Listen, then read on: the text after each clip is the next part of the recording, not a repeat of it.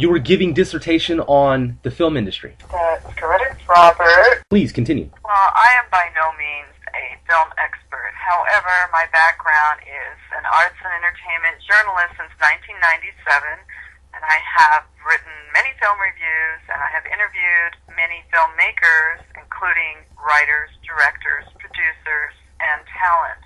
So I think I have some insight into how a film is produced, how it's distributed, how it's marketed, and why certain stories never get told, and why you see certain stories over and over and over ad nauseum.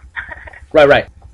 Okay. You were very adamant, and you were talking about the film industries, how they will, what did you say, they'll bill a studio? Well, a studio, the film industry is like any other industry. In LA they call it a company town. Okay, so you start off in film school, like you do if you're an MBA or anything else. Those people that you are in school with will become your colleagues. They will become people that will be able to funnel money to you to finance your project. So, number one, if you're not going to prestigious film school, it's very difficult to raise money. If you are fortunate enough to be able to go that track, say you want to actually be a director. So you're going to a film school, you're going with other people that are probably wanting to become producers. And then they go on to get jobs in studios, probably after they do an internship. Now, one of the interesting things about internships is that you don't get paid, right? You're working for these huge, glamorous studios that make billions of dollars, but they will hire interns that they don't even give 1 cent to. But the people that are able to do that generally are people who are able to attend those expensive film schools to begin with. Their families have money, so they go to an expensive film school.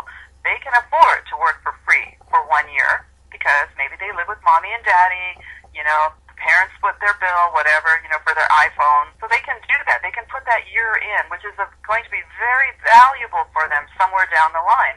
And so then let's say then they do get hired by that particular studio and they become an executive, and maybe they get in the acquisitions department or development where, they actually can finance a project, watch it, help develop it to the point where they decide, okay, this studio is going to make your picture.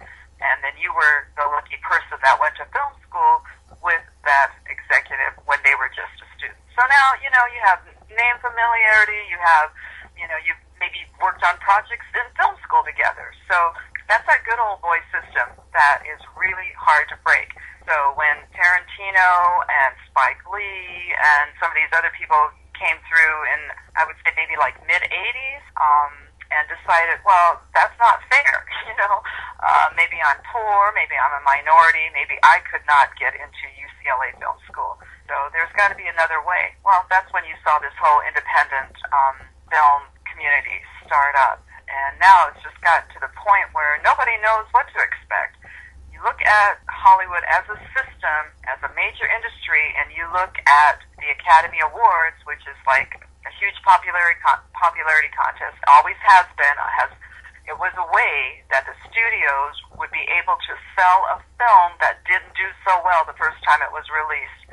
Oh, we'll nominate this person for their acting ability in this film, and now we're going to get all this publicity on this particular film, and now we can re-release it in the theaters for a second run, and we'll make some of our money back that we spent the first time and nobody went to see the film. So that's what the whole Academy Awards system was about. It has nothing to do with popularity, and that's why Dick Clark created the People's Awards, because that was more focused on what the average person likes. But this is a popularity contest, and it's a way for the studios to make money back. But in the last few years, you are seeing this influx of independent films becoming part of this, what was always known as a studio system. So that's where it begins to get very interesting. The film Slumdog Millionaire, directed by Danny Boyle, just shocked people. That the fact that, first of all, it made all this money with no bankable stars. Nobody had ever heard of these Indian kids living in a ghetto in Calcutta. Now all of a sudden, they're in this billion-dollar movie, and it becomes it gets the Best Picture Academy Award for that year. So that was just totally shocking to everybody. And then it continues. Last year, it was The Hurt Locker, which also, I believe, started out as an independent project, and it was the first time a female director ever won in the history of the Academy Awards. So, you know, you have something is happening. You know, it's a revolution. Something is happening because people are saying it's not fair if I can't be part of this hierarchy. You know, that starts out with going to the best film school, becoming colleagues with these people that will eventually get jobs in the studio system that can greenlight my project. If I can't do that, what are the alternatives? And that's what you're seeing. You're seeing people finding these alternatives. And in particularly right now, one of the most controversial ways now of financing independent projects is through websites like Kickstarter and Indiegogo, where you put up all this information about your project, and, you know, the big problem, as always, is you got to drive people over to your particular site to get them to make donations or come on board as an investor. With a few minutes remaining, would you like to discuss Watermelon Sushi and how it's similar to some of the other independent films that have been made or in production, and how it's different? Watermelon Sushi I was very excited about Slumdog Millionaire because they had no name talent, no A-list talent in the film, and you have heard investors say for years and years and years, if you don't have an A-list star, you're not going to get an investor. We're not interested. And that's going to be very similar with Watermelon Sushi because the characters are, you know, they're Afro-Asian, and you cannot look at Hollywood talent and, you know, really throw out any names there. I don't know any other than Denise Lotz, who's Korean and African-American, Kimora Lee Simmons, who's also Japanese, Korean, and Black. You know, they're just the talent. Where are they? So that's going to be the most difficult challenge, is finding the right talent to fit the roles. And it's a very different story. But I think, you know, at its core, it's a very similar story. It's a story about family, and that's what I think is in common with really good stories, is you want to tell a good story about a family. So Watermelon Sushi has been a long time in the making, which, like a fine wine, only gets better with age.